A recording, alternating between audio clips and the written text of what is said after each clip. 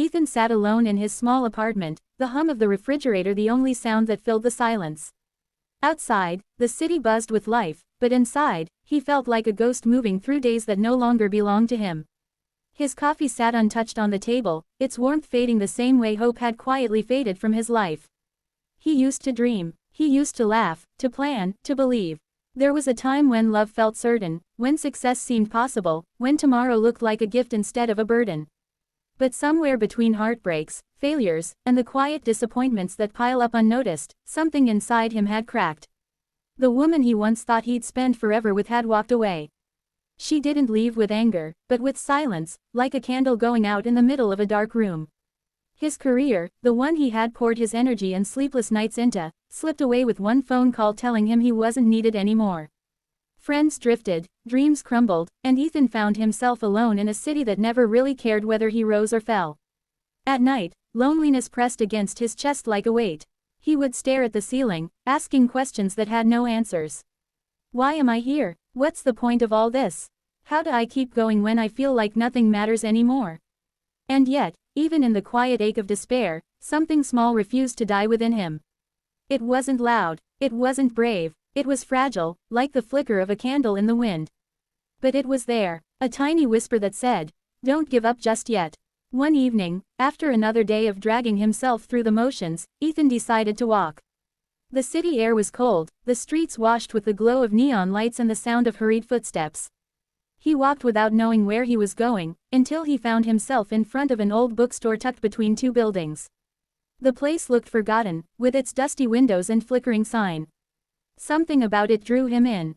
The bell above the door chimed softly as he entered, the smell of old pages wrapping around him like a blanket. There was only one other person inside, a woman with silver hair tied in a loose bun, sitting behind the counter.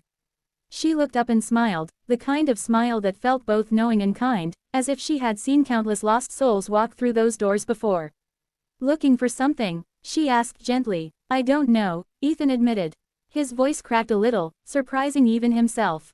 She studied him for a moment, then stood and walked to one of the shelves. She pulled out a worn, leather-bound book and placed it in his hands. "Sometimes," she said softly, "we don't find books. Sometimes they find us." Ethan didn't open it there. He simply thanked her, bought the book, and left. That night, in the quiet of his apartment, he opened its pages. It wasn't a novel, not in the traditional sense. It was more like a collection of stories, reflections, fragments of human lives stitched together with threads of hope. There was one story that struck him the most. It was about a man who had lost everything in a fire: his home, his family, his sense of belonging. For years, the man wandered through life empty, but slowly, piece by piece, he built again. He found kindness in strangers, strength in his own resilience, and eventually, he discovered that even broken lives can grow beautiful gardens. Ethan read that story again and again. He didn't know why, but it felt like the words were speaking directly to him, like they were reaching into the hollow parts of his chest and planting seeds. Days turned into weeks, and something in Ethan began to shift. Not dramatically, not overnight, but slowly. He started to notice little things, the way sunlight spilled across his floor in the mornings, the way the barista at the cafe always remembered his order, the way a child laughed uncontrollably while chasing pigeons in the park. These small moments didn't fix everything, but they reminded him that not everything in the world was broken. One afternoon, he returned to the bookstore to thank the woman. But when he stepped inside, the counter was empty. Instead, there was a note taped to the desk that read, "Every soul has its season. Trust yours." It felt strange, almost magical, but he held on to those words. He began to walk more, to write in a small notebook he carried, to let himself dream again, even if just in whispers. There were still nights when loneliness came crashing in. Still mornings when getting out of bed felt impossible. Healing, he realized, was not a straight line. It was messy, unpredictable, and sometimes it hurt even more before it felt better. But he kept going. He chose, again and again, not to let the silence swallow him. One day, while sitting in a park, he noticed a young woman on a nearby bench crying quietly. Her hands shook as she tried to hide her face. Ethan hesitated, unsure if he should approach, but then he remembered his own nights of silent crying and how much he had longed for someone, anyone, to notice. He walked over and simply sat beside her. He didn't ask questions. He didn't give advice. He just sat in silence, offering presents. After a while, she whispered, "Thank you." It was in that moment Ethan understood something powerful. He didn't need to have it all figured out to make a difference. Sometimes, healing begins with the smallest act of kindness, the quietest gesture of care.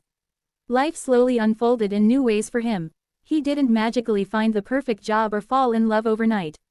But he found purpose in the little things, volunteering at a shelter, writing stories, sharing smiles with strangers, being present for people who felt unseen.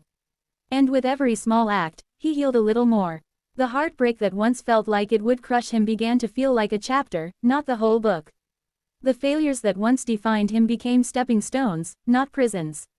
The loneliness that once screamed inside him softened into solitude, a place where he could reflect, grow, and rediscover himself. Ethan realized that strength wasn't about never falling, it was about rising again, even when you had no reason to believe you could. Hope wasn't about knowing the future, it was about believing that tomorrow might hold something worth staying for.